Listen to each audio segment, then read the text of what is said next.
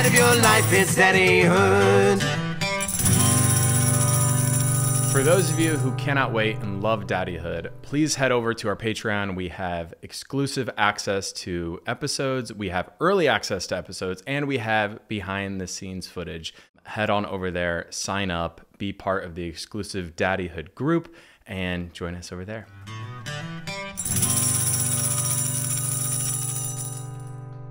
Welcome back to Daddyhood. As you know, I'm on my path to parenthood. We are in New York City.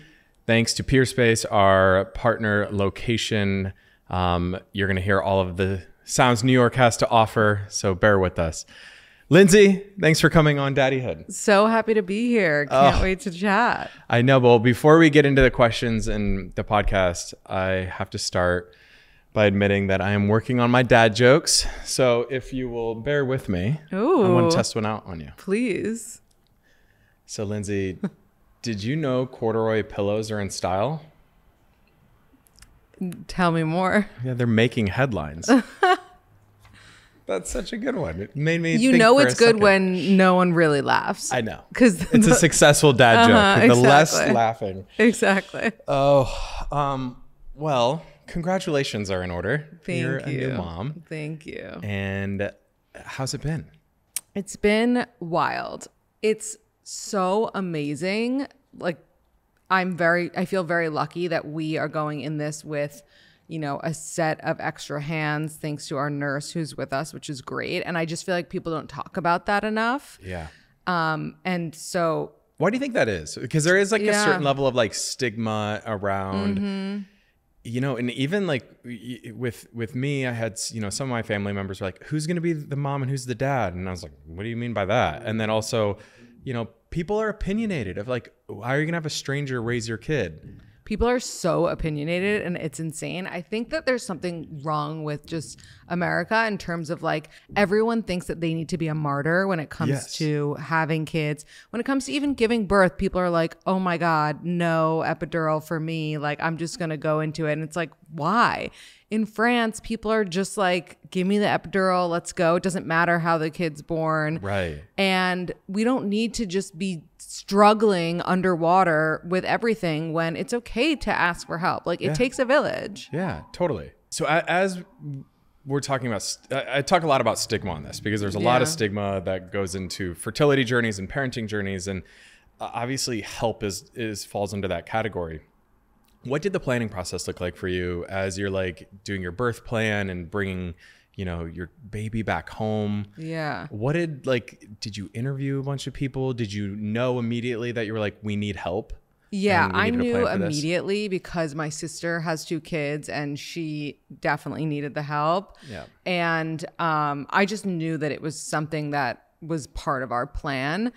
And so before I even told my family and my friends, I got a baby nurse in order because I was like, I know this is superstitious, but it's crazy hard to get someone who you really can vet, who you can call, 10 of their references, have long conversations with, make sure they're amazing, because the life of your child, who you love more than anything in the world, is in their hands. And it's so weird, going back to your original question, like, you are handed this baby, whether you give birth to it or someone else does, you're handed this baby and you're like, I didn't know you 5 minutes ago, and now I would literally lay down in front of a train for you. It's crazy. Yeah. So let's talk about how becoming a mom has already changed you in a few weeks.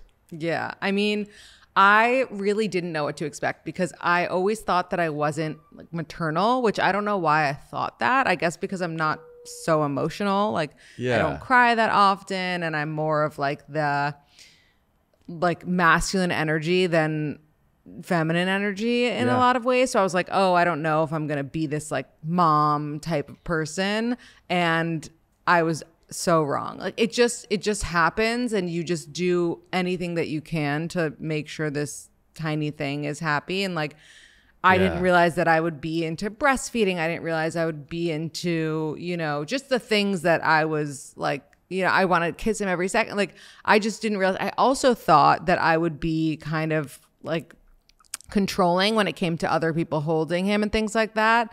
And I didn't have that at all. Like I feel very chill about that, which surprises me. Well, you just said masculine and feminine energy, which like I want to get into. But before I did, we just dove right into the conversation, and I want to introduce people to you that might not be familiar with who you are. So, everyone, Lindsey Metselaar is a native New Yorker and host of We Met at Acme podcast, which has amassed over 10 million downloads since its creation in 2017. We Met at Acme is a dating podcast that delves into sex, relationship, and vulnerability, and some hilarious anecdotes along the way. Lindsey also has a food blog called Don't Expect Salads, with over 113,000 followers since creating. Is that right? Is it 100 or 1 million? No, not 1 million. Not 1 million. Okay. It's more of a fun thing on the side. There was an extra one in here. So I was like, wait, is that supposed to be a million? 113,000. It's a side project at 113,000. Since creating We Met at Acme, Lindsey has expanded to touring over the country and also continues to host mixers and events around New York City. To the masculine, feminine energy. Yeah. Let's Jordan and I talk about this all the time because like, I know we got into it a little bit on your podcast, but you know, as I've been through therapy now and done a lot of work on myself, I always gravitated to more masculine energy, even in relationships with women.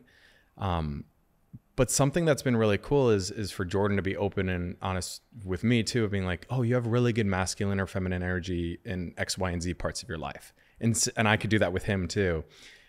And I think it's such a cool thing to get into that not a lot of people like to talk, because I did have, I shared with you before we were like rolling, I did have a family member of mine be like, so who's the mom and who's the dad? Right. And I think what they meant by that was like, who's taking on more the maternal parenting role? I don't know. It's so traditional, like saying it that way, but I think that's what they meant by it. Yeah. But it's a real thing. It is. Well, what do you think will happen? Like, because I imagine that you both have both of those, like, you know, feminine and masculine inside you a little bit. We do. Yeah, I definitely think we're going to have a little bit different parenting techniques. We're going to be on the same page. We're already having conversations about how we're going to go about this.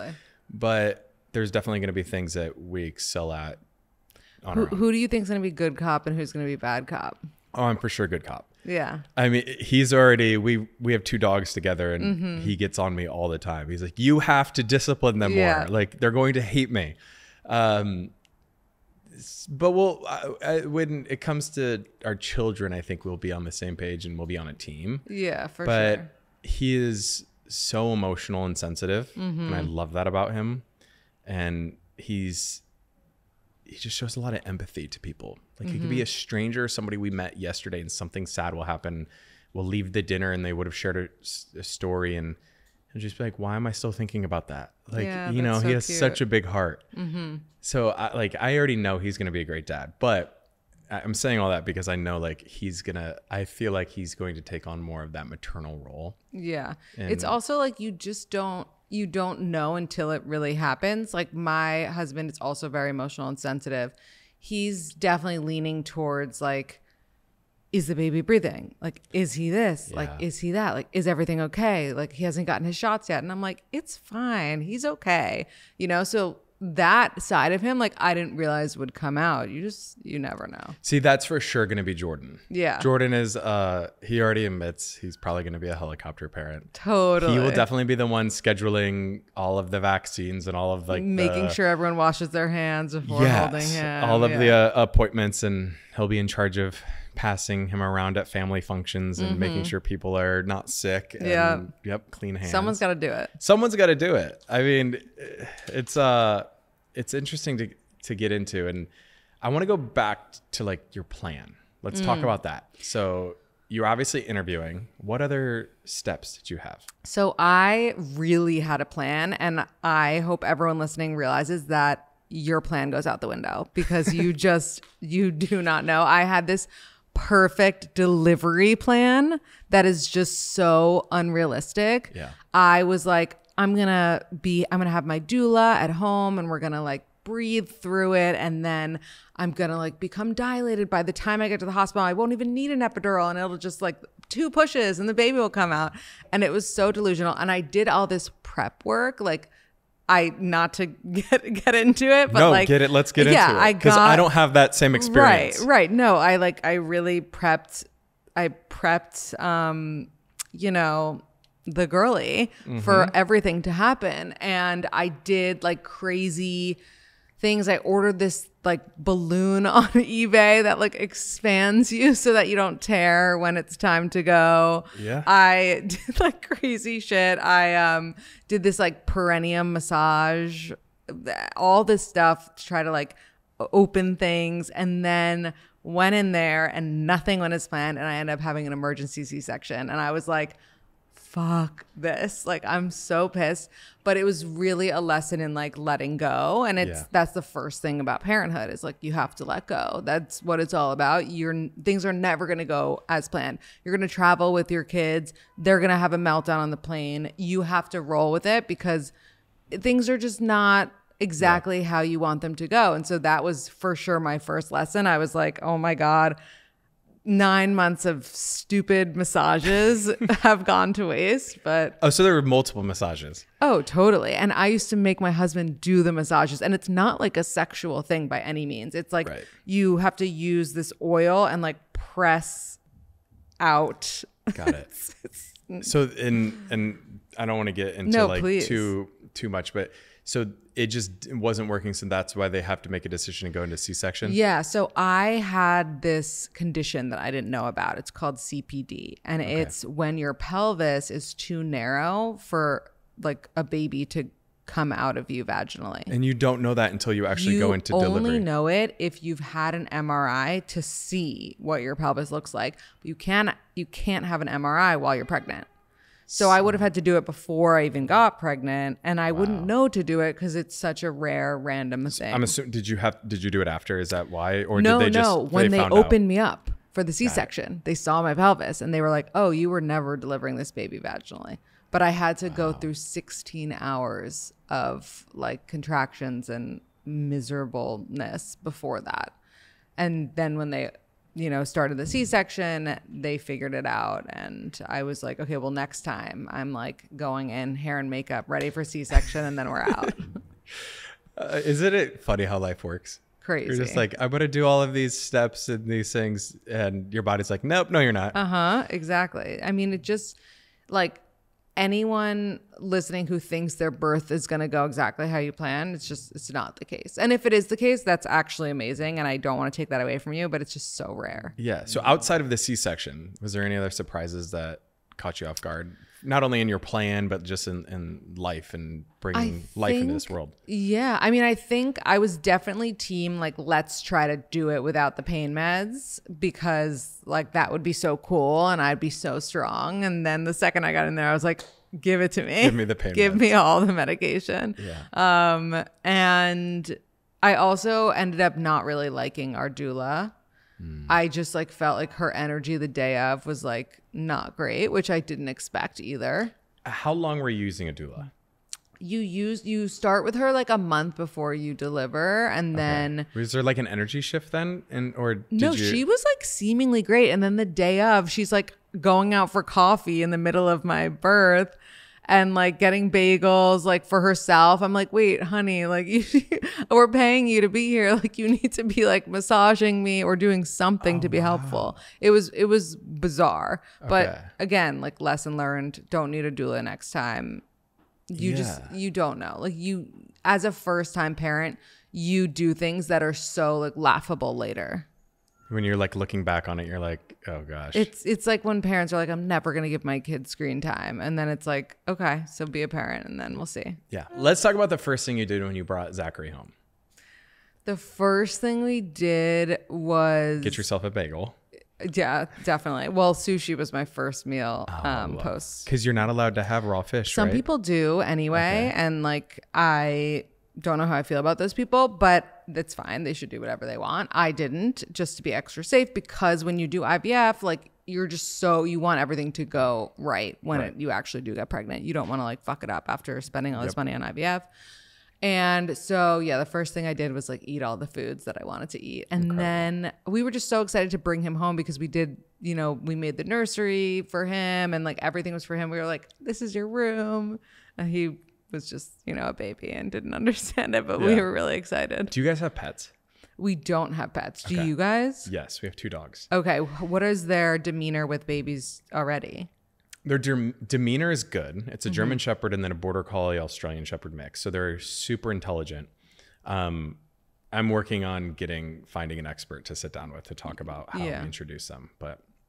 And it's going to be interesting too. Like even, I don't know, I have a theory. I want to get like a blanket for my surrogate to like wrap herself in just so that they can even get used to the scent of my surrogate. Not that our surrogate's going to be in our house. It's really smart. But just so that like they can get all of the smells. And then slowly start introducing our pet to our baby smells before we actually bring them home from the hospital. That's really smart. I also wonder, like, if you have friends who have kids, if they come over, I think it'll be telling how they have. So are. we do. Yeah. So my brother has a little boy who they just brought into the world late last year, and then Jordan's brother actually has an infant as well. Perfect. And they're great with him. Then you're totally golden. And even like the baby, our nephew.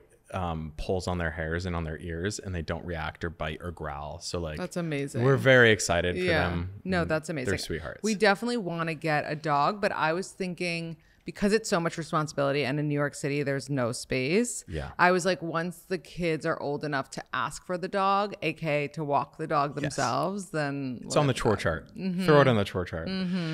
So look, I know we already talked, like the parenting universe is at times judgy and pushes, you need to be doing X, Y, and Z. But if you did have any advice for the parents out there for newborns, what would your early advice be? I would say that for the most part, it's pretty straightforward. Like if the baby's crying, there's 3 reasons. 1, they're hungry. 2, they pooped or peed. And 3, they're tired. So like just try to go by that. Yeah. Don't really don't listen to the noise, because your instincts as a parent are so correct, like most of the time. And that starts even before you're a parent. You know, your instincts kick in when you're waiting for your baby to come. Like you figure it out and you get it. And I think just, the judge, like I'm so curious actually, once you have your babies, which I know you'll have. Yeah. What will you decide to share online about kids? Because that's such a great question. Whole thing. We're still in the conversation about it, because like we've already, like, even, you know, with this project, like my professional team is asking, like, you know, how, when you're going to actually bring the child into the world, how are you announcing it? Who's like, is pictures going to be allowed? And I don't know. We don't know yet. Yeah. I'm a big believer, and this sounds so backwards coming from somebody who literally had reality TV and put them on the map. Like, I think privacy is going to be our new currency moving forward, just with all the technology coming out. So there's a really big part of me that's, my gut is telling me to protect our little one and, you know, wait for, you know, them to make the decision when they're old enough. So yeah, I'm right now, I'm sort of leaning against it. I think I would definitely share moments on social media. I would just use emojis over. I mean, I'm not famous enough to have paparazzi on me at all times, so like I don't have to worry about that, thank God. But like there will be an effort, I think, to not post face pictures. Yeah, is what my gut's telling me.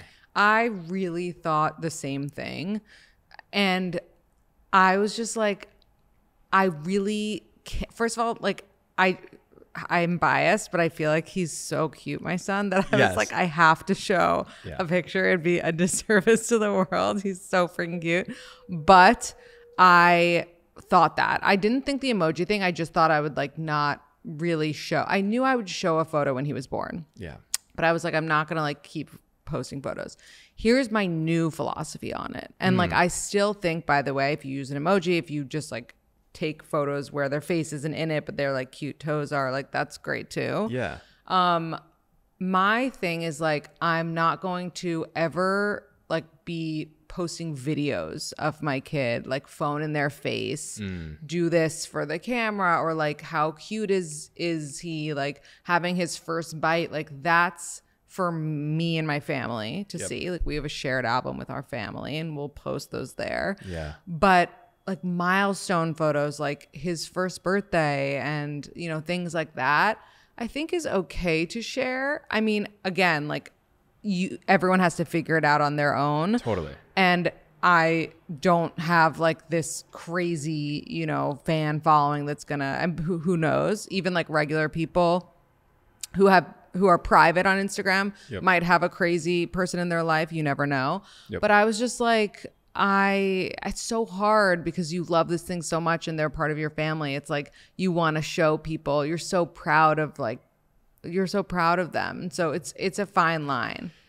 Yeah, I don't think there's a right or wrong answer to this too, by the way. Like I'm not opinionated. And even like, look, in months down the road, I could probably change. I like to not speak in definitives anymore because like people love to hold you to what you say. Never And know. So who knows? I bet I'll go back and forth on it 10 million times before, you know, the baby's here. But totally. I also feel like no one, like babies look so different than like toddlers and like people. Like, I think there comes a point where you maybe stop posting them because like they look like the way they're going to look, you know? Well, and to protect them because people are mean in the comment section. Oh, yeah, and, totally. I mean, look at Paris Hilton I just was went just through going to it. say, that was so fucked up. How crazy Her kid is so cute. For the world to take that position and for the not just like people, it was hundreds of people in the comment section. It was so mean. Like, this is an innocent child. Like, the innocence of children is so pure. And like for someone to write a negative thing about the way that a child looks is truly, I mean, disgusting. It's disgusting. The people out there should be ashamed of themselves for that. Well, I mean, we're talking about social media, but like, how has becoming a new mom changed your social life? Like how you go out? Oh my Are you God. a little more strategic? Have you cut people out of your Colton, life? it is the best excuse to get out of everything. I love to hear that because I'm so ready to say, I'm sorry, it's a family night, or I have to take care of the baby. You will never have to see that boring couple that you don't like ever again. You can get out of literally anything that you want. It's been great. But I will say, because we have this nurse who is amazing, we're able to like pop out to dinner if we want to, which is great. And we're still seeing our close friends. We're still seeing the people that we love. And also, similar to you, we have friends who have young kids too. And those are the best people to go out with right now because you understand each other and what each other is going through. And like, they ask you the right questions. They know what to say because they're like, oh, we've been through this. You must be feeling X, Y, and Z, which is really great. Yeah, it's been particularly helpful that a lot of people in Jordan's life and mine now are having children, so we can sort of lean into their resources. Yeah. What other like resources and support systems have you found to be helpful other than like mom support? Groups? And I have a dad group too. Do you? I would love that. If you want to join or like tell your listeners. Yes. But mom groups are like currency. They're so amazing. What goes on in a mom group? Can you break it down for me? So many things. There's different, so it's usually on WhatsApp and there's different channels. So one channel is straight up just venting about your husband or partner. Like literally, I'm not even kidding. People just venting, talking shit about like what their husband didn't do. It's wild. I want to be in that. It's amazing. Another one is like recommendations based on where you live, like Upper East Side parents or downtown parents or Brooklyn parents, Queens parents, like just things. So this is a New York moms group. It's actually not. Okay. So it's like all around, which is great. But like I'm in the New York one. Yep. And then there's like also a great Facebook group, mom group, and people are recommending things left and right. People are asking questions. Oh, which stroller? You know, it's just like, it's great for product recommendations, for nanny recommendations, like friend of a friend type of things, which is great. Love that. I mean, we'll find the dad group and put it in the show notes and post it out for everybody. Yeah, that'd be awesome. I can't wait for creating our little dad group and dad gang. It's really fun. And like, it's so great to have that because guys in general, like a lot of them don't do therapy, don't do like group things like that. Yeah. I know that you are into therapy, which I love because more men should be, but a lot of guys aren't. So this gives them like a place to talk about their emotions and like dad stuff. And be vulnerable. I think that was like very much the stigma for men in, I think, fertility and parenting. Yeah. There's a vulnerability to it too that I don't think a lot of men like to talk about. Totally. And both for success stories and fertility struggles. Yeah, no, it's true. What is Zachary's sign? Because I know you're into astrology. So it was actually between Capricorn and Aquarius, which I love both. I know you're an Aquarius. I know, yeah. But he is a Capricorn. Okay. But he has the same birthday as my grandpa, which is really cute. Amazing. And as who's the guy from Yellowstone? Kevin Costner? Is that him? Yeah, yes. And as Kevin Costner. Okay. Well, Ellen DeGeneres and I were born on the same day. Oh, really? Yeah. I love that. That's my shared birthday. I love that. Oh, and he has the same birthday as Jason Siegel. Jason Siegel. Great. Cool guy. Very cool. So hopefully, hip, chill. yeah. Is that Capricorn's like? Oh yeah, he's chill. very hip and chill. Not all Capricorns are hip and chill. Yeah. But I think he's because he's like close to Aquarius. He's got like both vibes. So just because you're somewhat of the expert in like horoscopes and stuff, do different signs hit differently as babies? Very interesting question. I think so. Okay. I imagine that like fixed signs, I think Aquarius is a fixed sign, Leo's a fixed sign, Taurus. What do you mean by fixed? Fixed is like more like stubborn signs. Oh, got it. Mm-hmm. I could see that. Make for stubborn babies, potentially. I don't know. Got it. But who knows? I feel like cardinal signs, which is like Aries, Libra, Capricorn, Cancer, are maybe more like initiating babies who like initiate, I don't know, crying more. I have no idea. I'll have to ask my mom. Ask your mom. Baby. Ask your mom. But I will say, for you and for Jordan, pretty much you guys will get along with any baby sign because you guys are you're compatible and like dynamic, your signs. Yeah. Do you have an ideal sign that you'd want your baby to be? I don't know. I always thought like Leos were cool. Mm-hmm. I don't know. Is that... Love Leos. Okay, great. And Leo's your opposite. Wait, what is the months for Leos though? Leos are end of July, beginning of August. Okay. So what are like fall, like August, September, October? Like what are those signs? Those are Virgo, Libra, Scorpio. Got it. Mm-hmm. What is Scorpio? Scorpio seems dangerous. It's a little dangerous. Okay. I didn't want to have a Scorpio. Got it. But I love Scorpio women. Scorpio men are a little scary. Well, I'm glad I'm not one of those. Me too. So what stage are we at right now in the baby's development, and has anything caught you off guard or surprised you? He did something. It was like total fluke. The other day we did tummy time. Do you know what tummy time is? Isn't that where they have to strengthen and build their neck muscles? Yeah. So we put him on the mat and he rolled over, which is like something a baby doesn't do till like 3 to 6 months. So he's advanced and athletic. Totally. But it was definitely a fluke and he just like fell that way. But we were like, he's a prodigy. I love it. So there's different benchmarks that you're like aiming to hit throughout this? Yes, but similar to like throwing away your plan, like the milestone benchmark comparison can be dangerous too, because so many of my friends, like first of all, boys develop so much slower.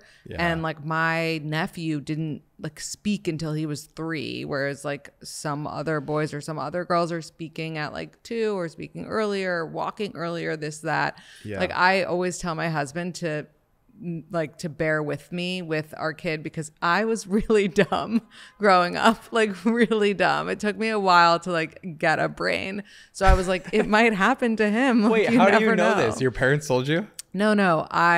School told me, basically. Oh, got it. We did like one class on dinosaurs once, and I was like, how do we know they're real if there are no pictures of them? That doesn't sound dumb. I mean, like, that's a legit question. Other than like the bones and the fossils and all of the proof that we have that they were here.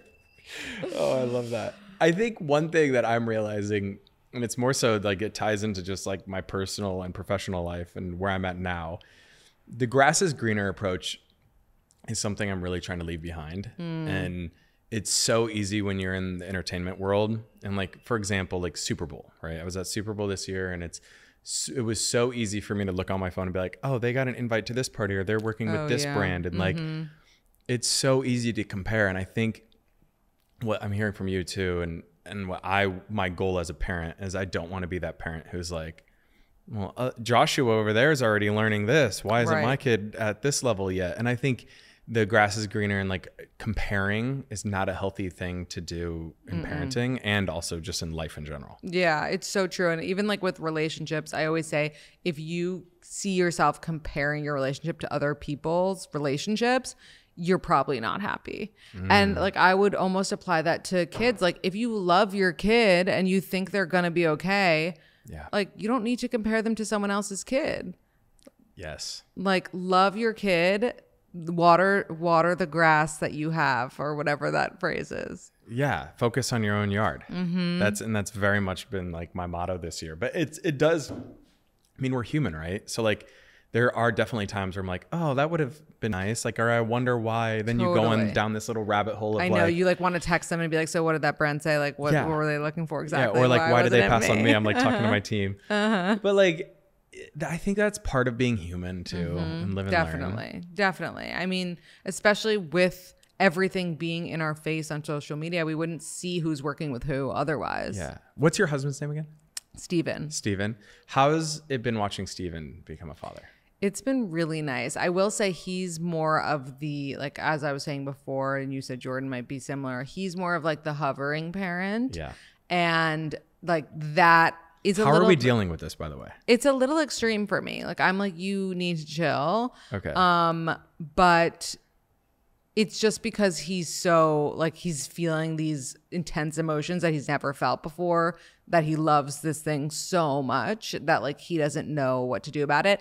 And it's because he was a little bit of a germaphobe before becoming a dad. There it is. Yep. So look out for that, people. That's a sign that your partner might be hovering. So he is like dealing with that, and I'm trying to let it not affect me, but also understand it and like hold space for him feeling that way, you know? Because I don't want to invalidate him by being like, that's ridiculous. I washed my hands twice. I don't need to wash them a third time. But I could be like, it's so interesting. Like, what do you think is behind you needing me to wash my hands so many times, you know? Steven and I would definitely have some drama, because I'm very much of the approach of like, let all of the germs come and let him or her build their immunity. Exactly. And like, that is what has got our species to where we're at today. 100%. You build these antibodies and you build your system, your immune system up.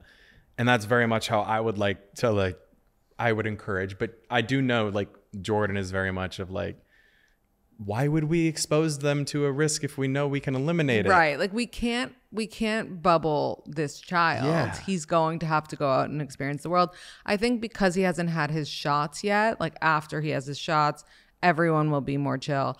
But overall, Steven has really been such an amazing dad, and he's just obsessed and like wants to be with Zachary all the time. He's always asking me to send photos of him when he's at the office. Like, he is 100% the best dad and like person that I thought that he would be, because we met when we were 29. How old were you and Jordan? You were... I was 29. Yeah. And so like, you kind of know yourself by then. Yep. And you're thinking about like how this person would be as a parent too. Yeah. And so I definitely thought about that when we started dating. And I'm so glad that I was right about that, because the guys I dated in the past, I could never envision as a dad. That's definitely a green flag. It's like, if you can see them. Totally. That was one thing Jordan and I bonded over immediately too, is like, we both wanted to be dads. Yeah. And I knew, just with how sensitive and how emotional and how big of a heart he has, that he was going to be a great father. Yeah. And also, we have so many similarities and we're like in so many different ways, but we're so different on many things that complement each other, that I feel like we are going to make a really good team.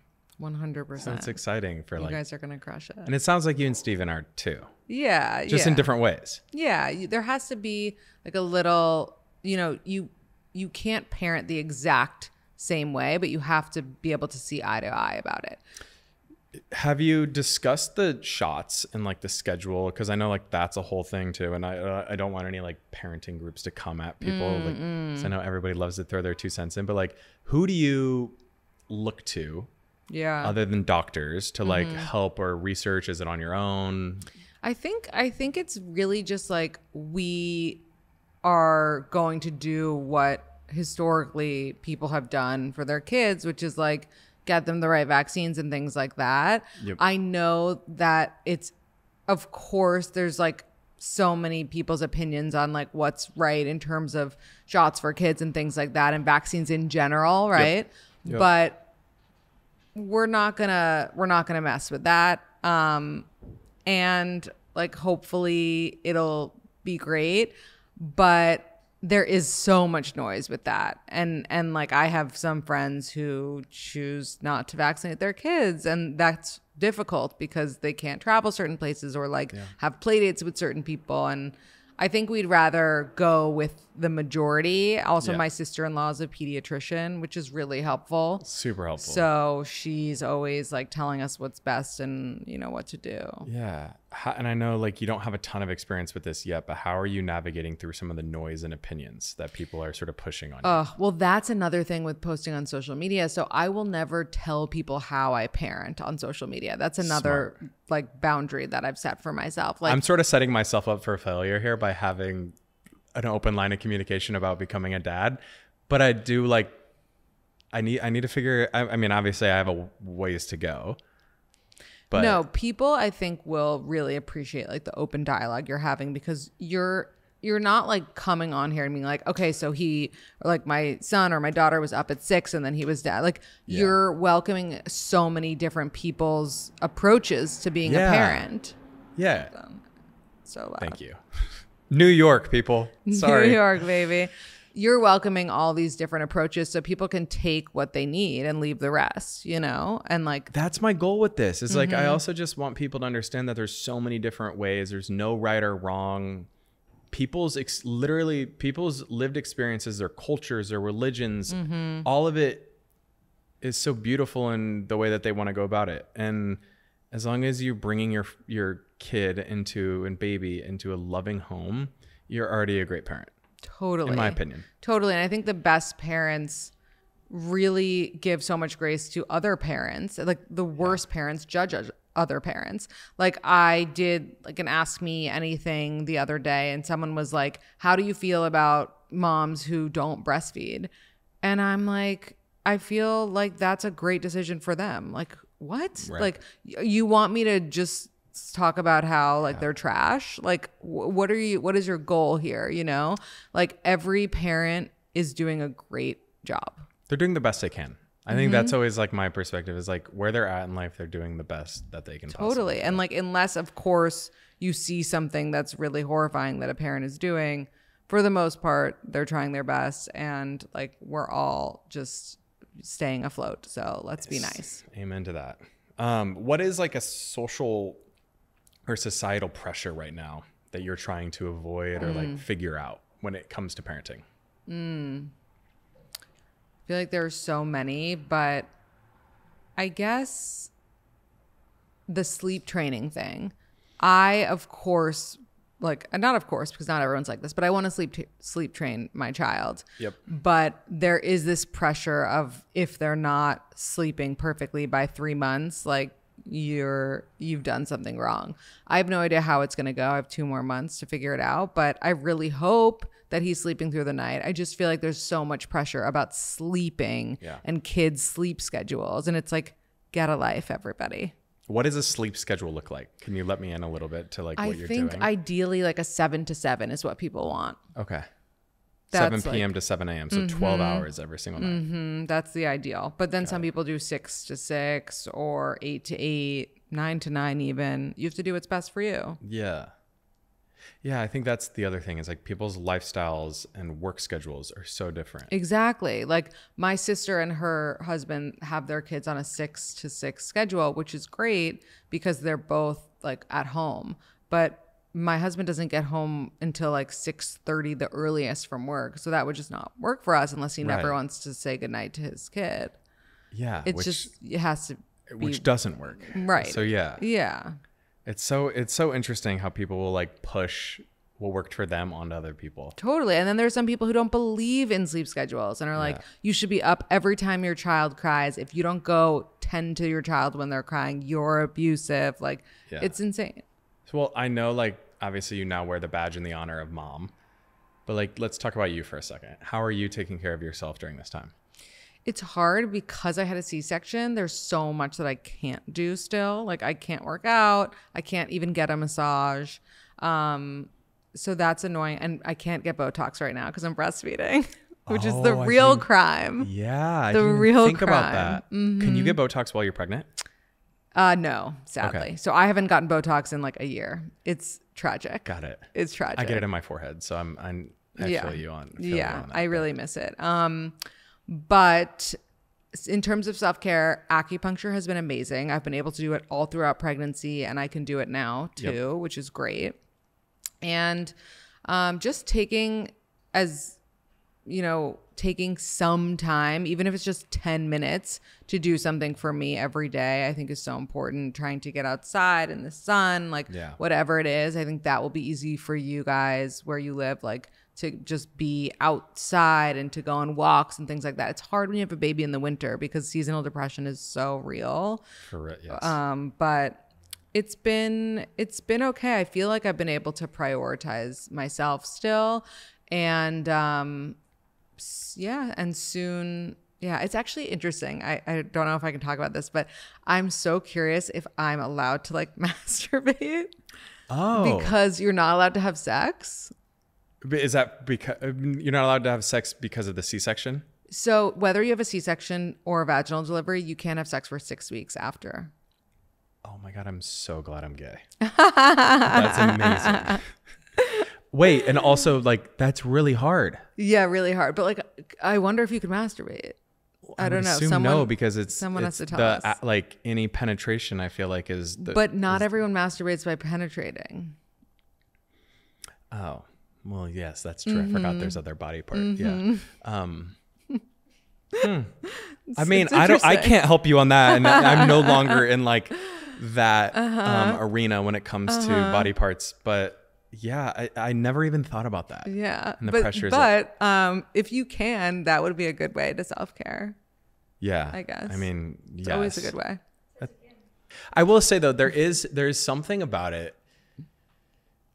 Just Jordan and I obviously aren't caring. I've joked numerous times with all the respect to women out there that like if I could get pregnant, I would. Mm-hmm. I think that would be so much.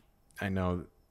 People are going to come from I think it would be fun, and I think it would be bonding, and it is fun. I would definitely want to and do it. But since we aren't, we're finding ways to bond over this together in different ways, and I think that's been really interesting for us too. Do you think you'll take any like classes? Oh, for sure. And we both want to get trained for baby CPR. And, learn like proper first aid for like Heimlich maneuver and all of those things. Well, you're going to learn so much from this podcast. Well, really are. I already have. Like sitting down with doctors and lawyers and surrogates, and there's been so many beautiful stories shared and so much information that's like blown my mind. And also you learn different cultures have different experiences, and like the way it's not a one size fit all by any means. And the way that people parent their kids, the way that people approach birth and just even pregnancy. I know like obviously you went through IVF and different rounds of it, and the heartbreak and the ups and downs all leads to this beautiful thing that at the end of the day, you would say, I would do that all over again. Oh, 100%. I would have the traumatic delivery 100 times more just to have this tiny creature. Yeah. I mean, that's sort of our approach is like, no matter what gets thrown our way, we're so grateful at the end of the day. Yeah. And it makes you a better parent, I think. Yeah. And it makes us better in our relationship. So exactly. It really is such a bonding. I think there's like I read somewhere there's like 4 things you go through as a married couple that really strengthen. It's like the loss of a parent, fertility struggles, cheating, And I'm trying to think what the last That one would be the is. oddball on that one. Yeah, I guess like one of you being sick. Yeah, sickness. Got it. And like, obviously not all of those are ideal to go through, but if you have to go through them, you really are stronger on the other side. Jordan and I, we felt, because last year we bought a house together, got married, and started our fertility journey all in 1 year. It's a lot. And it was a ton. Just not only like the financial burden of all three of those, but then the pressures and the emotional roller coaster of the ups and downs. It really strengthened us. So I do think there is something to like trials and tribulations and going through and working through things together. 100%. Also, moving is like so stressful. For sure. Moving with someone will also really be testing your relationship. Yeah.